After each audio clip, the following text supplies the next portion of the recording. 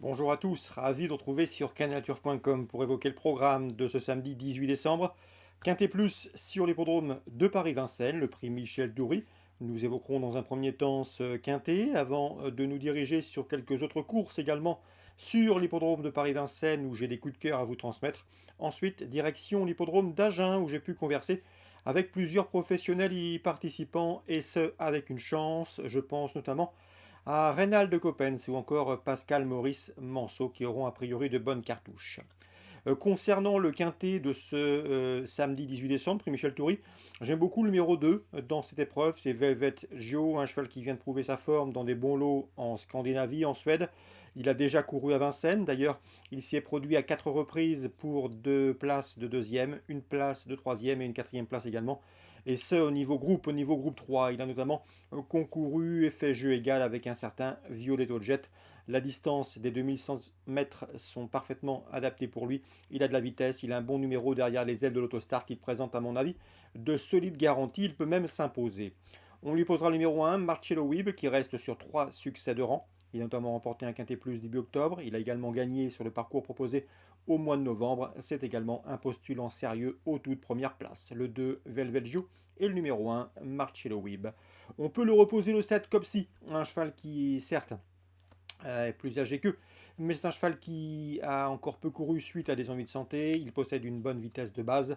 Il est performant sur ce parcours, une 10-4 pour son chrono personnel sur le tracé. Sachez également qu'il compte 3 victoires et 3 places en 7 événements courus. Le 10, Jaco Zaz est en forme, il a 9 ans.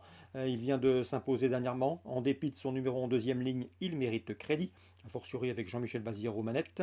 Le 13, Freeman est un bon cheval, il a 6 ans. N'oubliez pas que l'an dernier, il avait concouru dans le critérium des 5 ans face au meilleur de sa promotion. C'est un cheval qui, à mon avis, malgré son numéro en deuxième ligne, doit pouvoir se mettre en évidence. Il vaut mieux que ne l'indiquent ses derniers classements.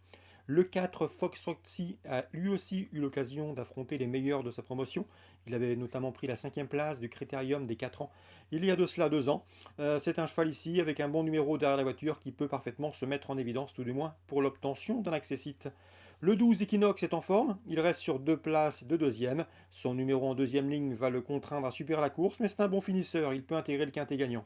Le 11, Elena Di Quattro, est à mon avis barré pour la victoire, mais cette jument doit pouvoir bien faire également.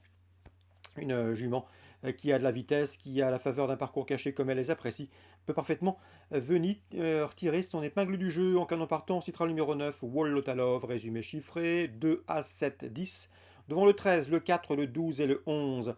Petit mot également pour vous dire qu'il vous est possible de liker et de partager ce programme.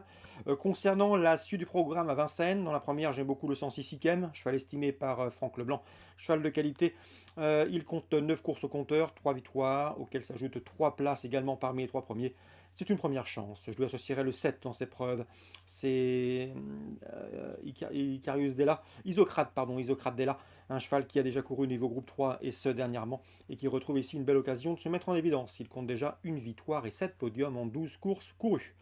La sixième, le 608 Didjar de Vivier est un bon cheval, un cheval qui était préservé pour ce meeting. Il a maintenant 3 parcours dans les jambes, 3 parcours attelés. Il revient dans sa discipline de prédilection, le monté.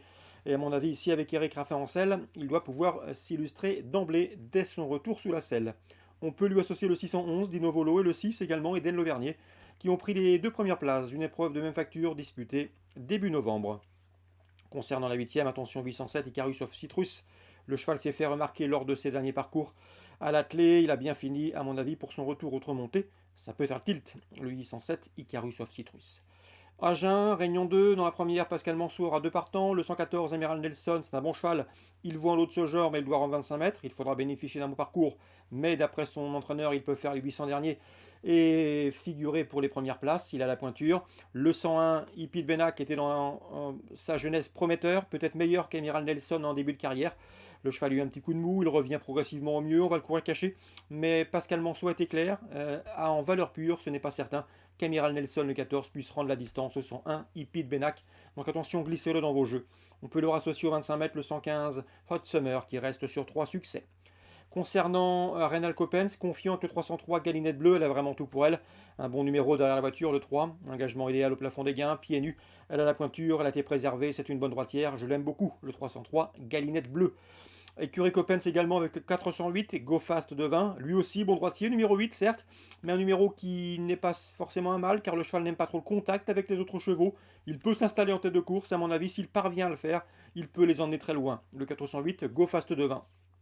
Dans la cinquième, le 511 me semble en mesure de bien faire avec le 512 enivrante. Enivrante doit courir caché, mais c'est une bonne pisteuse.